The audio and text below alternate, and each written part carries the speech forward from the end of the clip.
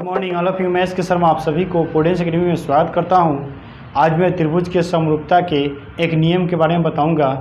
इस नियम में हम ये जानेंगे कि दो समरूप त्रिभुज के परिमापों का अनुपात उनके संगत भुजाओं के अनुपात के बराबर होता है। इसे साबित करना सीखेंगे। तो चलिए इसे साबित करते हैं। थ्योरम ये दे रखा है कि दो समरूप त्रिभुज के परिमापों का अनुपात उनके संगत भुजाओं के अनुपात के समान होता है। यानी कहने का मतलब है कि दो समरूप त्रिभुज के परिमाप का जो अनुपात है वो उनके संगत भुजाओं के अनुपात के बराबर है, समान है। इसके बारे में हमको साबित करना है। तो सबसे पहले आपको ये ध्यान देना है कि थ्योरम में क्या दिया है उसके अनुसार हम क्या करेंगे, मानकर उसका चित्र बनाने का काम करेंगे।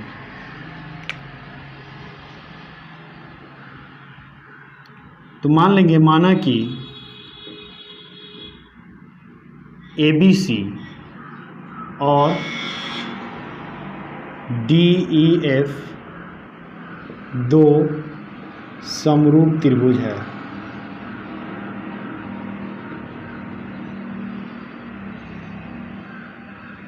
हमने ये माना कि ABC और DEF क्या है, दो समरूप त्रिभुज है। अब जो माना उसके अनुसार हम क्या करते हैं, फिगर ड्रॉ कर लेते हैं।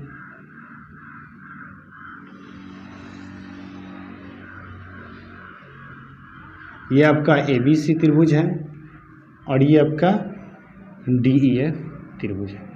जो हमने माना उसके अनुसार हम क्या करिए, फिगर ड्रॉ कर लिया। अब आपको जो सिद्ध करना है, आपको ये सिद्ध करना है त्रिभुज ABC का परिमाप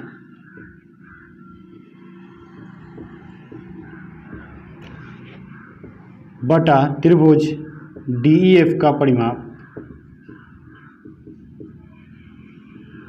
ये बराबर होगा इनके संगत भुजाओं के अनुपात के बराबर। यानी कि AB बटा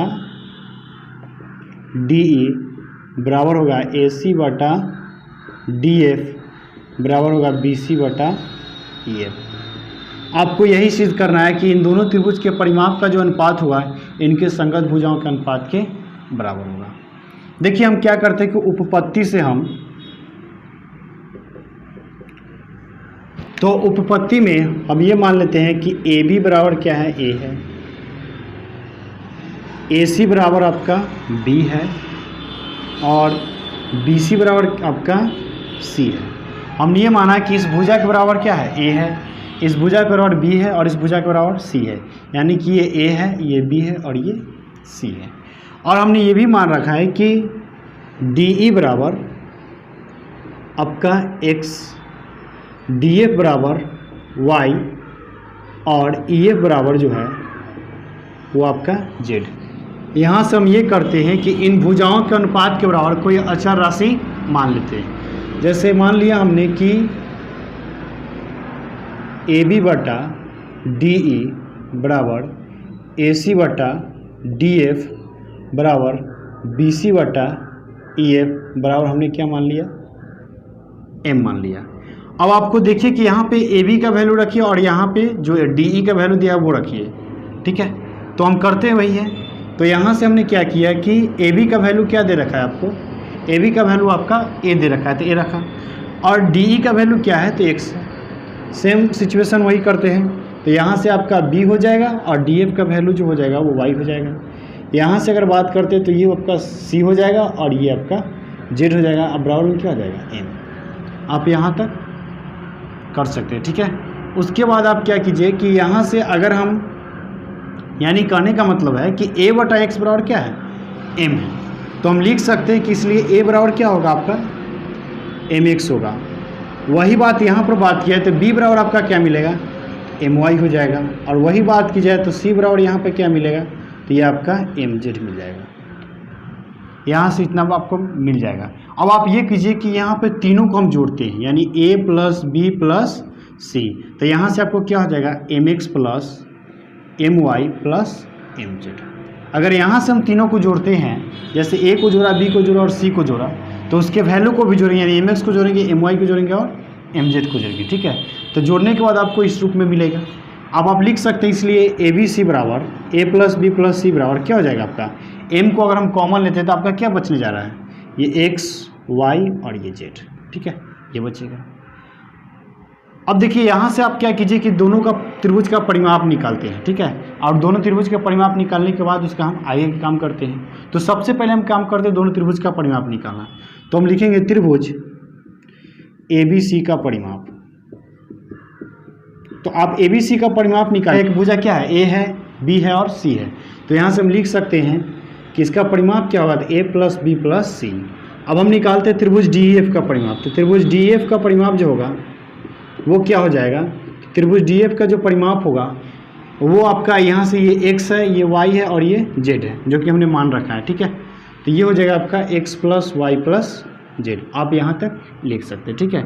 इसके बाद हम क्या करेंगे, दोनों का अनुपात लेते हैं। यानी यहाँ से हम लिख सकते हैं कि त्रिभुज ABC का परिमाप बटा त्रिभुज DEF का परिमाप, ये बराबर हो जाएगा आपका। अब त्रिभुज ABC का परिमाप क्या है, तो ये है आपका A + B + C और यहाँ से ये हो जाएगा x + y + z। अब बात की जाए तो आप A + B + C के बराबर क्या लिख सकते हैं, आपको A + B + C के बराबर क्या मिला है, m × x + y + z। तो आप लिख सकते हैं m × x + y + z। अब बटा क्या हो जाएगा, तो x + y + z। अब देखिए इससे क्या होगा, ये कैंसिल हो जाएगा, तो आपको क्या मिलेगा, m।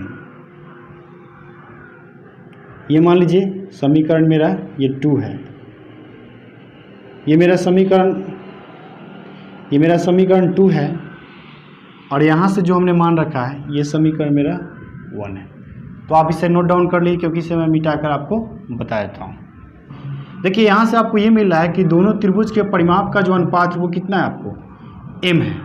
यहाँ से आपको यही मिल रहा है कि दोनों त्रिभुज के परिमाप का अनुपात क्या है, m है। और यहाँ से आपको मिल रहा है कि दोनों त्रिभुज के भुजाओं का अनुपात क्या है, m है। इसका मतलब आपको क्या दिख रहा है कि दोनों त्रिभुज के परिमाप का अनुपात और भुजाओं का अनुपात दोनों क्या है, बराबर है, क्योंकि दोनों तो m का वैल्यू है।